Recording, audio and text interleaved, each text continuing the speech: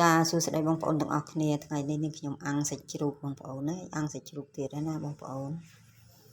ចាឥឡូវនេះខ្ញុំចាប់ផ្ដើមតម្រៀបដាក់អាំងហើយបងប្អូនចា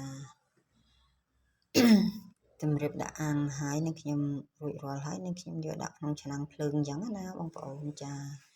ឥឡូវមានរសជាតិឈ្ងុយហើយបងប្អូនចាមានក្លិនឈ្ងុយណាបងប្អូនចាក្លិនឈ្ងុយហើយ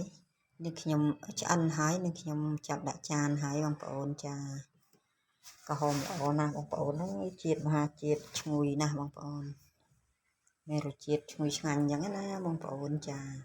ព្រោះយើងអត់ដាក់ប្រេងឆាបងប្អូនចាស្ងួតចេះល្អណាស់បងប្អូនចាមកញ៉ាំជុំគ្នាជាមួយនឹងខ្ញុំទាំងអស់គ្នាបងប្អូនចាមានរសជាតិឈ្ងុយឆ្ងាញ់អញ្ចឹងណាបងប្អូនចាអូខេបាយបាយ